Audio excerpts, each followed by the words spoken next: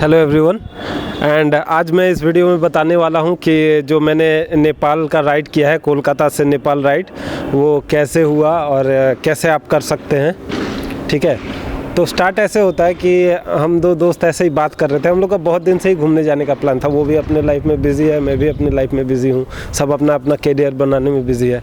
तो क्या है ना, एक टाइम वो सैचुरेशन पॉइंट सब चीज़ का आता है, कैरियर भी बनाए कुछ भी, तो थोड़ा चाहते हैं कि थोड़ा घूम के आए कोई नई जगह। ठीक है, तो ऐसे ही बात चल रहा था। पहले हम केदारनाथ ये सब का बात किए थे, तब मैंने बाइक नहीं लिया था, KTM Duke 200। एंड उस टाइम क्या है, जब बाइक ले लिया मैंने, जस्ट बाइक लिया अभी 1 महीना ही हुआ था, नहीं हुआ था 1 महीने सही से। तो मैंने उसे बताया कि ऐसा बाइक लिया है, तुम्हारा भी एग्ज़ाम हो गया है, मेरा भी अभी, मैं भी अभी फ्री ऑलमोस्ट छुट्टी ले लूँगा। ठीक है, तो क्या करते हैं, चलो एक ट्रिप बनाते हैं, नेपाल चलोगे? वो भी बोला चलो ठीक है, नया जगह है, रेडी हो गया। मेरे में भी नेपाल तो मुझे जाना ही था। 1 साल पहले से मैं सोलो जाने का सोचा था, तब बाइक नहीं था, तो सोचा था रक्सौल जाऊंगा ट्रेन से, फिर वहाँ से बस वगैरह जाके देखूंगा नेपाल विदेश भ्रमण पहला कैसा होता है। ठीक है, तो वैसे ही करके हम दोनों रेडी हो गए। ठीक है, मैं बोला जो करना है करो, 1 वीक में करना है करो, नहीं तो प्लान क्या है पोस्टपोन होते रहता है। ठीक है, तो 1 वीक के अंदर ही प्लान बना लिए।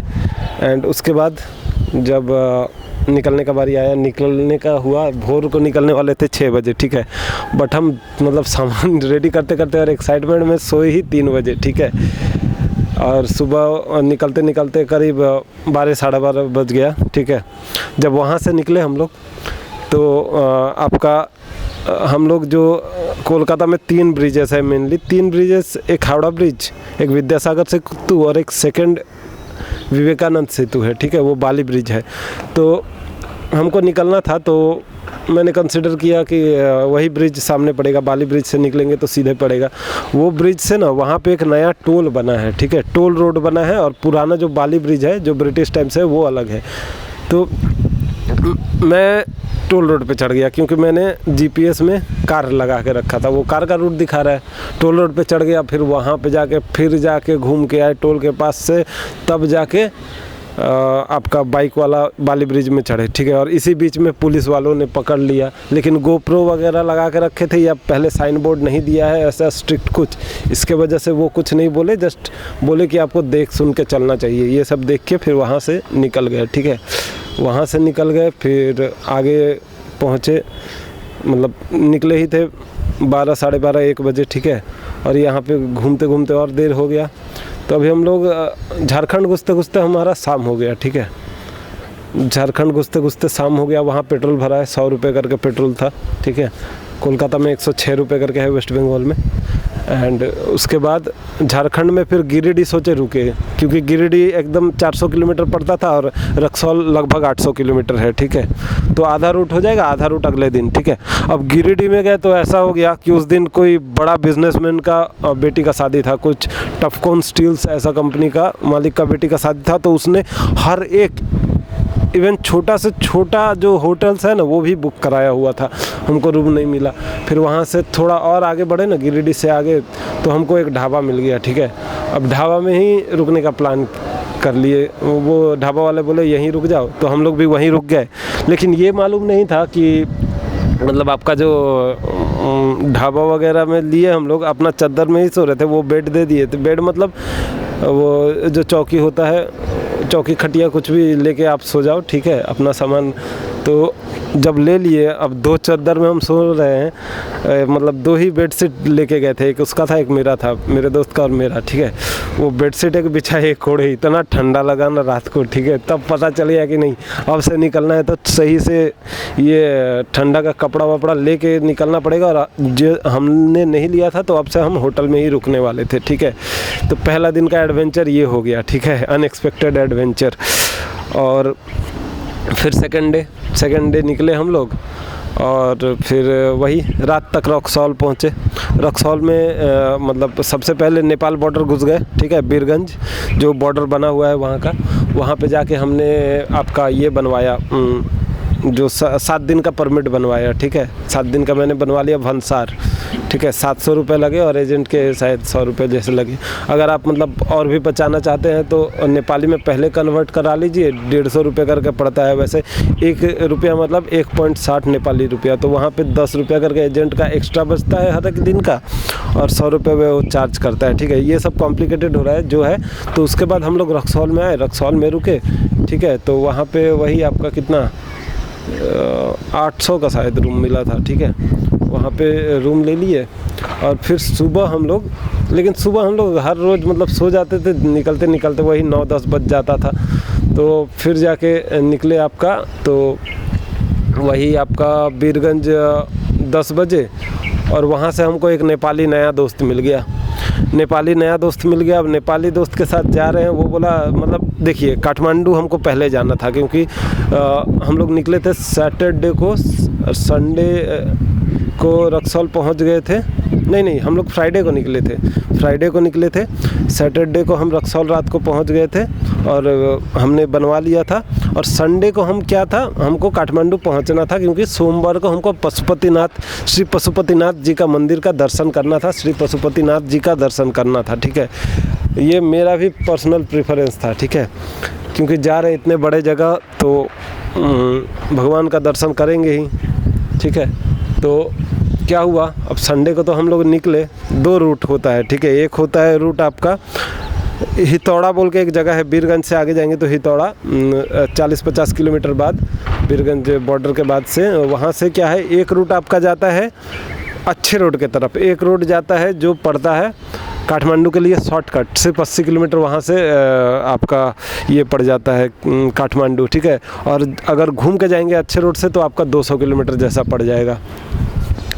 तो क्योंकि वो रूट कहाँ से जाता है मालूम है, वो पोखरा के पास से होते हुए जाता है, एक नारायणगढ़ ऐसा बोल के जगह है, तो वहाँ से जाता है, ठीक है। तो वो रूट से अगर हम जाते तो देर तो हो जाता, लेकिन ये नया दोस्त था ना, तो इसके साथ हम लोग यही पुराना वाला रूट पे चल दिए। तो हितौड़ा से आगे जाके ना थोड़ा उसका पुराना गाड़ी था और वो मेरा नया गाड़ी के साथ थोड़ा ज़्यादा ही, मेरे दोस्त को भी बैठा के एकदम पहाड़ पे पूरा फुल स्पीड भगा रहा है, ठीक है। मेरा बाइक नया है, सर्विसिंग भी करा के मैं दे गया था। उसका क्या है, क्लच प्लेट थोड़ा ख़राब था, ठीक है, और पूरा प्रेशर दे के जा रहा था। जो नया नेपाली दोस्त था उसका बाइक हो गया थोड़ा चढ़ाई में ख़राब, ठीक है।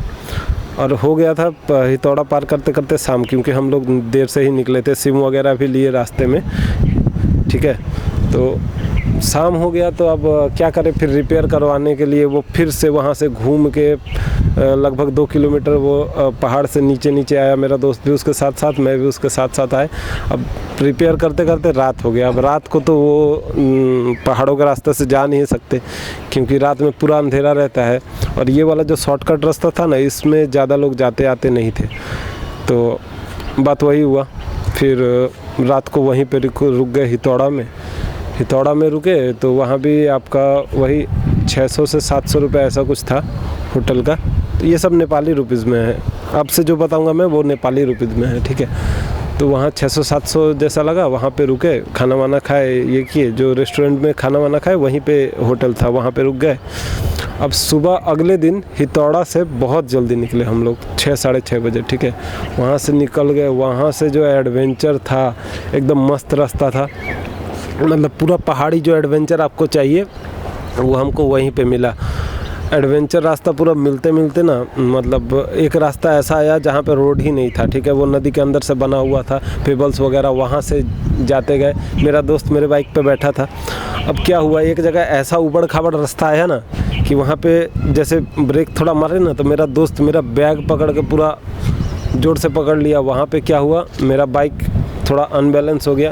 अब इतना गड्ढा गुड्डी था कि उसको मतलब मैं अकेले संभालना मुश्किल था। अगर मेरा दोस्त भी पैर नीचे करता तब वो संभल जाता। अब अनस्टेबल हो गया, वहाँ पे थोड़ा बाइक गिर गया। और मेरा जो नकल गार्ड मैंने लगवाया था जाने से पहले, कोलकाता से नेपाल राइड से पहले, वो भी वीडियो मैंने शेयर किया है। वो नकल गार्ड वहाँ काम आया, उसके वजह से नकल गार्ड टूट गया, पर मेरा गाड़ी पे कोई असर नहीं पड़ा। पीछे का पेडल गार्ड भी टूट गया, पर स्क्रैच वगैरह नहीं आए।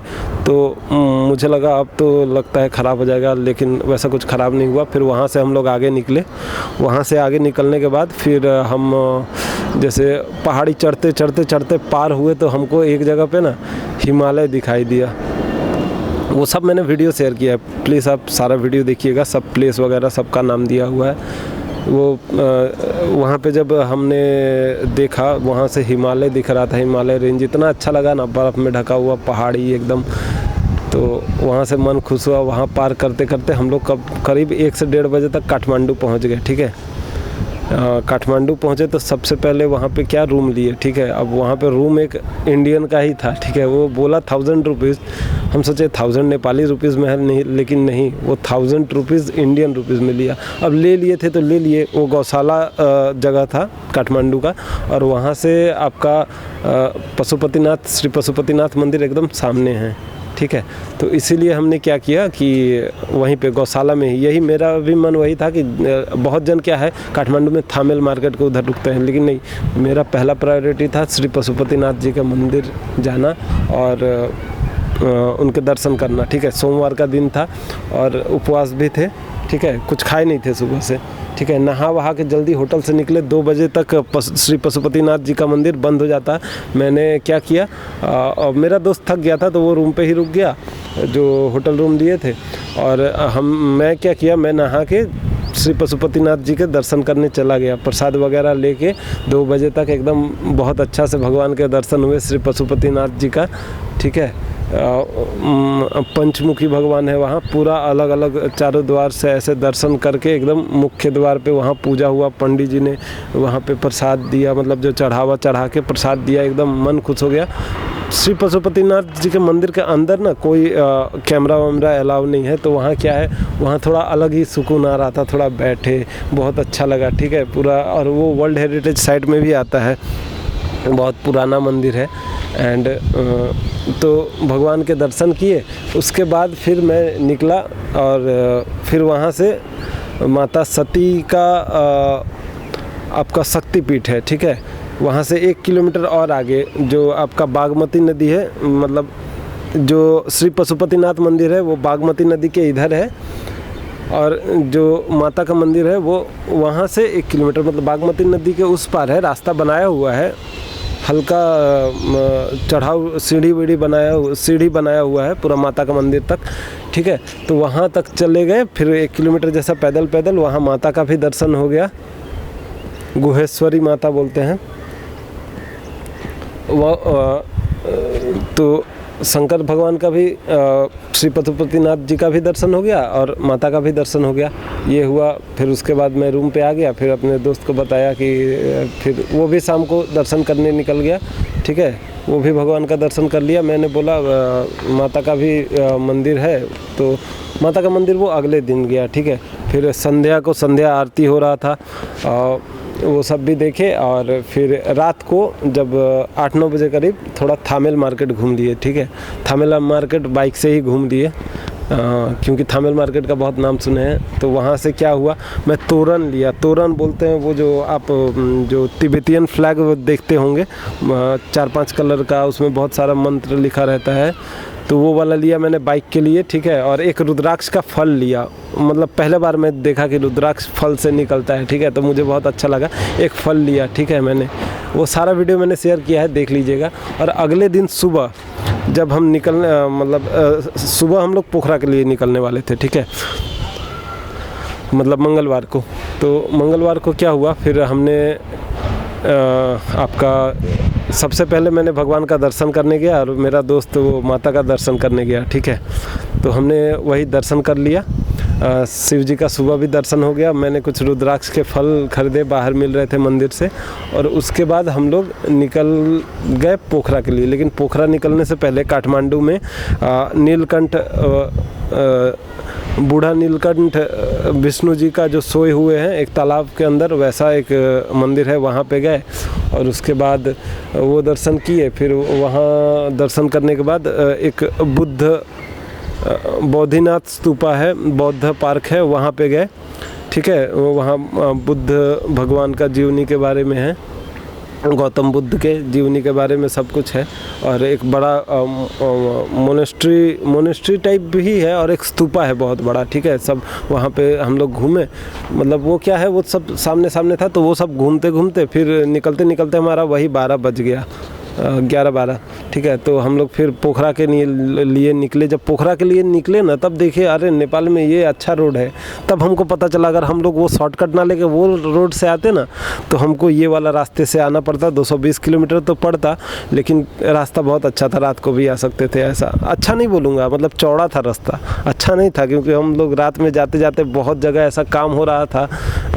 मतलब क्या है, उधर कॉशन बोर्ड वगैरह बहुत कम ही जगह पे लगा हुआ था, पर रोड पे काम हो रहा था ना, तो बहुत जगह क्या है आपका गड्ढा वड्ढा बनाया हुआ था, वहाँ पे सही से विजिबिलिटी रात को उतना अच्छा नहीं मिल रहा था।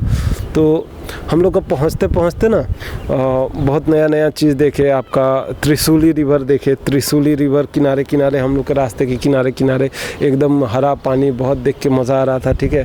तो पार किए, रात को हम लोग लगभग 60 किलोमीटर जैसा बचा था, वहाँ से 60 किलोमीटर जैसा रात को ही गए। पोखरा पहुँचते पहुँचते मतलब विजिबिलिटी सही था, लेकिन वही आपको देख के जाना पड़ेगा। पूरा रोड पे काम चल रहा है, ठीक है, और कहीं कॉशनरी बोर्ड लगा है, कहीं नहीं लगा है। तो वो बहुत धीरे धीरे रात को गए हम लोग, और 9 बजे के करीब पहुँचे पोखरा, ठीक है। 9-9:30 बजे के करीब वहाँ पे भी एक होटल ले लिए, वही आपका 800 रुपये जैसे, ठीक है। थोड़ा दूर कौन सा जगह था वो पृथ्वीराज चौक ऐसा ही कुछ था, ठीक है, बुद्ध चौक उससे आगे, ठीक है। वहाँ से क्या है, वहाँ से सुबह फिर अगले दिन सुबह, पोखरा पहुँचने के अगले दिन सुबह हम लोग ये देख लिया आपका वहाँ का जो लेक है। सबसे पहले लेक गया, एकदम सीधे लेक था, पोखरा लेक घूमे। पोखरा लेक के बाद एक बहुत अच्छा जगह गए, वो था सारंगकोट, ठीक है। वहीं के एक आदमी ने बताया कि यहाँ से, और पोखरा से ही आपको ना पूरा अन्नपूर्णा रेंज दिखता है, मतलब इतना अच्छा दिख रहा था ना पूरा हिमालयन रेंज। वहाँ से हमने पोखरा से आगे गए तो हमको आपको अन्नपूर्णा रेंज सारंगकोट से एकदम इतना बड़ा व्यू मिल रहा था ना, इतना अच्छा व्यू, इतना मतलब मैंने वो नज़ारा पहले नहीं देखा था, बहुत अच्छा लगा। बाइक से वहाँ सारंगकोट गए, रुक के बहुत देर रुके, वहाँ देख के मतलब मन खुश हो जा रहा था, ठीक है। फिर वहाँ एक व्यू पॉइंट था, वहाँ पे भी गए। सब कुछ मैंने शेयर किया, आप ज़रूर वीडियो देखिएगा, आपको भी वही एक्सपीरियंस होगा, ठीक है। वहाँ घूमने के बाद अब लगा नहीं, अब यही सब तो देखना था, देख लिए, ठीक है। काठमांडू में श्री पशुपतिनाथ जी के दर्शन हो गए, विष्णु भगवान के भी दर्शन हो गए। काठमांडू में श्री पशुपतिनाथ जी के दर्शन हो गए, माता के दर्शन हो गए, और विष्णु भगवान के भी दर्शन हो गए। बौद्धनाथ बुद्ध भगवान का भी स्तूपा हमने देख लिया। उसके बाद पोखरा में भी हम घूम लिए, ठीक है। आपका सारंगकोट वगैरह, सारंगकोट से पूरा अन्नपूर्णा रेंज दिखाई दे रहा था, पूरा हिमालयन रेंज बड़ा बहुत अच्छा दिखाई दे रहा था। एंड पोखरा लेक तो है ही, पूरा कश्मीर लग रहा था। कश्मीर गया नहीं हूँ मैं, मतलब फ़ोटो में जैसा दिखता है मुझे वैसा। और उसके बाद 12 जैसा बज गया, उसके बाद हम लोग गए इंटरनेशनल माउंटेन म्यूज़ियम, वहाँ भी बहुत देर तक देखे। उसके बाद मैं गया गुप्तेश्वर महादेव के मंदिर, और डेविस फॉल है, वाटरफॉल है, और वहीं गुफा में एक तरफ शंकर भगवान का अंदर मंदिर है, ठीक है। तो वही है गुप्तेश्वर महादेव, उनका दर्शन किए। डेविस फॉल जो है, मतलब गुप्तेश्वर महादेव का अंदर गुफा से जब देखेंगे ना, जो झरना जैसा गिरता है, वही है डेविस फॉल। तो महादेव के दर्शन कर लिए हमने, ठीक है। और फिर गुफा से निकल के डेविस फॉल में भी गए, वहाँ पे भी देखे, पर रात हो गया था, देख लिए हमने सब। ये सब दर्शन करने के बाद अब रात को जब लौट रहे हैं ना, अच्छा इसके बीच में क्या हुआ, थोड़ा पुलिस ने चालान कर दिया, क्योंकि रोड ख़राब था। मतलब गुप्तेश्वर महादेव के मंदिर आने से पहले क्या है, मैं इंटरनेशनल माउंटेन म्यूज़ियम है ना, वहाँ से जाने के बाद आपको, वहाँ से मैं रूम पे गया, नहा के तब आया गुप्तेश्वर महादेव के यहाँ। तो आते टाइम ना पुलिस एक जगह पे फुटपाथ के तरफ से हम लोग जा रहे थे, क्योंकि बहुत सारा गाड़ी उधर से जा रहा था और नीचे का रोड कंस्ट्रक्शन हो रहा था।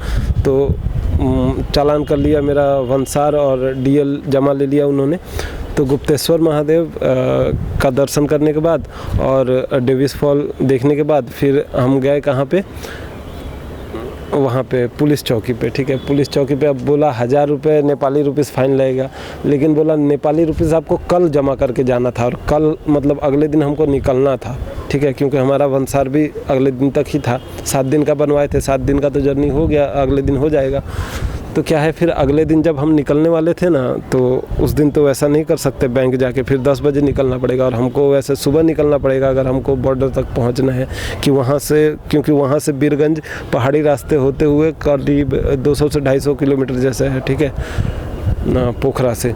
तो हमको तो बॉर्डर तक पहुँचना है ना, नहीं तो वंसार नहीं रहेगा तो फिर दिक्कत आएगा। तो फिर क्या हुआ, फिर पुलिस ने बोला तब 2000 दे के जाना पड़ेगा, पता नहीं, फिर हमने जो भी है 1500 में ऐसा किया। 1500 मतलब 1000 मेरे पास इंडियन रुपीस था, मैंने वो दे दिया, ठीक है। अब मेरे पास कुछ पैसा नहीं था, इंडियन रुपीस 1000 इंडियन रुपीस उनको दे दिए, ठीक है, जो 1600 रुपये हो जाते हैं वो मान लिए, और हमको वंसार और डीएल दे दिए, ठीक है। अब अगले दिन क्या हुआ, अगले दिन नहीं, इसी दिन क्या हुआ, अब पैसा तो नहीं थे मेरे पास, ठीक है, ना इंडियन रुपीस था, नेपाली रुपीस थोड़े बहुत था जिससे बॉर्डर तक पहुंच सकते थे, बहुत लिमिटेड वे में, ठीक है। अगर खाना खाए तो फिर सुबह नहीं पहुंच पाएंगे, ऐसा था ना, बाइक में पेट्रोल था, ठीक है। तो हुआ ये, फिर हम वहाँ पे एटीएम में निकालने गए। अब एटीएम पता नहीं, एटीएम में निकल नहीं रहा था। अब इंटरनेशनल यूसेज बंद था कि क्या बंद था पता नहीं, निकल नहीं रहा था। फिर वहाँ पे एक दुकान मिला जो फ़ोन पे एक्सेप्ट करता था, इंडियन फ़ोन पे वहाँ का भी एक है, लेकिन इंडियन, वो बिहार का ही था। तो बिहार के बहुत लोग रहते हैं, काठमांडू, पोखरा, ये सब पूरा नेपाल में, ठीक है, वो लोग बिज़नेस करने आते हैं। तो वो फ़ोन पे से उसको मैंने पे किया, तो उसने मुझे खाना वहाँ खा लिया और कुछ रुपए दे दिए हमको, ठीक है। तो ऐसे करके उस दिन का जुगाड़ हो गया। फिर अगले दिन हम लोग निकल गए, ठीक है। उसी होटल में हम लोग 2 दिन रुके थे पोखरा, जिस दिन पहुँचे थे, और अगले दिन घूमने के बाद रात को, ठीक है। फिर सुबह जब हम निकले तो एकदम कोहरा, धुंध चारों तरफ, ठीक है। अब धुंध है, अब पहाड़ी के रास्ते जाना है, धीरे धीरे जा रहे हैं, लेकिन आगे जाते जाते बहुत साफ़ हो गया, ठीक है। फिर दोपहर तक हम लोग पहाड़ी पार कर लिए, एकदम प्लेन लैंड में आ गए, नेपाल के ही। वहाँ पे हमने खाना वाना खाया, और शाम तक आपका रक्सौल पहुँच गए, ठीक है। रक्सौल बीरगंज में हम अपना इंडिया चले गए, बस सुकून मिल रहा था। इंडिया चले गए, पैसा वैसा निकाले, सब किए, और वहाँ से अब हमको रुकना, रक्सौल तो पार कर गए, लेकिन हम रक्सौल में नहीं रुक सकते थे, ठीक है, क्योंकि हम रक्सौल रुके तो 800 किलोमीटर पड़ जाएगा कोलकाता। तो मैं क्या किया, मैं गया आपका मुजफ्फरपुर, ठीक है। मुजफ्फरपुर तक रात 10 बजे तक बाइक चला रहे हैं, एकदम ठंडा, मतलब नेपाल से भी ज़्यादा ठंडा लग रहा है। जो रात को पोखरा के लिए राइड किए थे ना, उससे भी ज़्यादा ठंडा लग रहा है। बीच में एक जगह ढाबा में रुके, तो वो ढाबा वालों ने सजेस्ट किया, अभी 40 किलोमीटर मुजफ्फरपुर था, ठीक है। 40 किलोमीटर मतलब 1 घंटे का रास्ता समझ लीजिए। रोड तो बहुत अच्छा था, पर वो क्या है, फिर हमको याद आ गया वो पहले दिन वाला कि ठंडा लगा था। हम बोले नहीं, हम नहीं रुक सकते, हम बस एक चादर के साथ इतना ठंडा में नहीं रुक सकते। तो जैसे तैसे ड्राइव करके हम वही 10, साढ़े 10, 11 बजे तक पहुँचे मुजफ्फरपुर। वहाँ पे बाइक पार्किंग था, पार्क कर दिए, और आराम से होटल में रहे। 1000 रुपये लगा, लेकिन बहुत अच्छा था। अब सुबह अगले दिन एकदम गीज़र वीज़र था, नहा के बाइक वाइक लेके पूरा 600 किलोमीटर का राइड किए, ठीक है। और हम लोग रात को करीब 2-2:30 बजे के करीब पहुँचे, आपका 2-2:30 बजे के करीब कोलकाता पहुँचे, ठीक है। क्योंकि बीच में ट्रक का इतना जाम था ना आपका कोलकाता के आसपास, कि पूरा आपका जैसे ही झारखंड पार करते हैं ना, धनबाद से शुरू हो जाता है वो आपका, धनबाद, दुर्गापुर, आसनसोल, ये सब में पूरा शुरू हो जाता है आपका ट्रक का। पूरा इंडस्ट्रियल एरिया है कोलकाता तक, तो इसीलिए रात को इतना टाइम लग गया। तो ये था कंप्लीट जर्नी, ठीक है। और ये पूरा कंप्लीट जर्नी मैंने KTM ड्यूक 200 में किया है, जो मुझे लगता नहीं था उस टाइम कि इस पे कर सकते हैं, क्योंकि बहुत ही ऐसे देखने में सोफिस्टिकेटेड बाइक लगता है, लेकिन अच्छा माइलेज भी दिया। और बाइक का रिव्यू वगैरह भी मैं डाला हूँ इस चैनल पे, सब कुछ चेकआउट कीजिए। एंड ये पूरा वीडियो अगर आपने देखा तो देखने के लिए बहुत बहुत धन्यवाद। एंड चैनल को ज़रूर सब्सक्राइब कीजिए। एंड कुछ बोलना हो, पूछना हो या कमेंट करना हो सजेशन देना हो तो कमेंट कीजिए। धन्यवाद, थैंक यू।